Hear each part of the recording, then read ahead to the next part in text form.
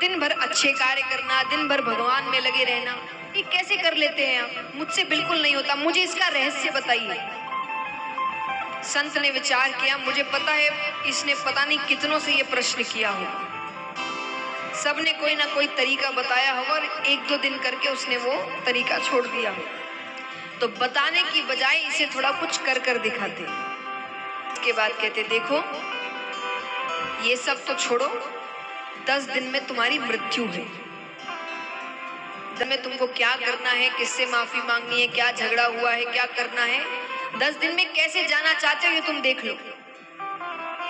अब मृत्यु का नाम सुनते ही तो ऐसा भगवान में लगता है,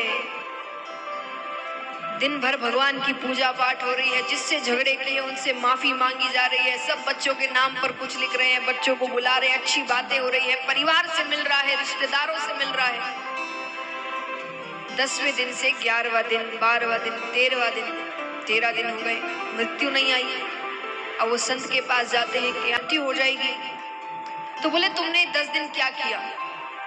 बोले मैंने खूब पूजा पाठ की, मैं अपने परिवार से मिला, रिश्तेदार से मिला, जो गलतियां की थी उनसे माफी भी मांग ली, किसी और ने गलती की थी तो बातें कर कर सुलझा लिया। बोले क्यों, तुम्हारा तो मन नहीं लगता था भगवान में?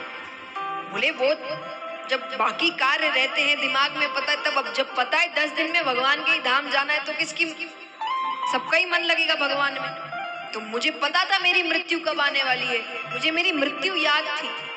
संत ने कहा यही रहस्य है, मुझे मेरी मृत्यु याद रहती है, मुझे पता है कि किसी भी वक्त कुछ भी हो सकता है। यहाँ बैठे किसी को नहीं पता कि अगले पल क्या होगा। पढ़ाई, इतनी उम्र में शादी, इतनी उम्र में बच्चे, फिर बच्चों की शादी, फिर रिटायर हो गए, फिर चारों धाम की यात्रा, और आपका पता है कि इतने साल आप जिएंगे, किसी को नहीं पता। हम भगवान की पूजा, पुण्य, अच्छे कार्य ये सब बुढ़ापे के लिए रखते हैं। कईयों से मैंने सुना है, कई युवाओं से या ज्यादा उम्र जिनकी नहीं हुई है अभी अभी, कई हमें कहते हैं, कई बार मिलाया जाता है कि भाई ये कथा करते हैं, आप जानते हैं? बोले हम नहीं जानते। क्यों नहीं जानते? बोले हम ये सब देखते नहीं, ये उम्र है क्या कथा सुनने की? जब उम्र आएगी तब सुनेंगे। पक्का है वो उम्र आएगी, नहीं आई तो ऊपर भगवान के पास जाएंगे, भगवान कहेंगे कौन कौन से अच्छे कर्म किए? आप कहेंगे आपने करने ही नहीं दिए, हमने तो वो कर्म बुढ़ापे के लिए सोच के रखे थे। ऐसे कर्म करो।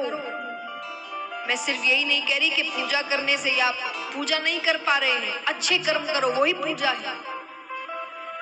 किसी की सहायता करो। हमारे सामने गलत कार्य होते रहते हैं, कोई रो रहा है, कोई दुखी, हमें कोई लेना देना नहीं, हमें क्या। और फिर हम पर कोई संकट आता है तो हम ये इंतजार, हमारी आंखें देख रही होती है कोई तो मदद करते हैं, पर उस वक्त वो व्यक्ति भी यही सोच रहा होता है कि हमें क्या, क्योंकि जैसे कर्म करते वैसा फल तो मिलता है। कि मृत्यु निश्चित है, तो इस छोटी सी आयु में अगर भगवान से प्रेम करना है, भगवान से जुड़ना है, तो श्रीमद् भागवत कथा आपको भगवान से जुड़ाती है, उनसे प्रेम करवाती है। अगर आप ध्यान से सुने तो भगवान के स्वभाव को समझें कि भगवान ने भक्तों के लिए क्या क्या नहीं किया है। आज हम अपने रिश्तेदारों के घर में भी ज्यादा काम करने से कतराते हैं, ज्यादा काम करने को ही कह दिया जाए तो हमें गुस्सा आ जाता है। लेकिन भगवान ने नरसिंह जी के लिए काठड़ियां उठाई है खुद ने, उनके सेवकों की कमी है, और वो उठाकर क्या होगा, नरसिंह जी कौन सा उनका भला कर देंगे कुछ, पर वो अपने हर भक्त के लिए कितने रूप धारण करे। किसी के लिए सेवक बन गए, किसी के लिए उसका रथ हाँक रहे हैं, किसी के लिए कि नाई बन गए। तो ये भगवान का स्वभाव है, जब स्वभाव समझते हैं तब प्रेम होता है। सूत जी कहते हैं ये कथा आपको भगवान से प्रेम करवाती है कि जो तुलसी की माला पहनते हैं और तिलक लगाते हैं, कि जो तुलसी की माला पहनते हैं, तिलक लगाते हैं, भगवान की भक्ति में रहते हैं, ये सब तुलसी की माला का महत्व भगवान कौन नहीं जानता। यहाँ कितने भक्त हैं जिन्होंने कोहिनूर हीरा देखा है? एक ने देखा और किसी ने देखा, लेकिन सबको पता है कोहिनूर हीरे के बारे में। उस कोहिनूर हीरे का पूरा हार बनवा लो, पहन लो, फिर भी कल्याण होगा कि नहीं किसी को नहीं पता। पता है जरूरी है कोहिनूर हीरा या हीरा चांदी कुछ पहन के रखेंगे तो भगवान कल्याण करेंगे? किसी को नहीं पता।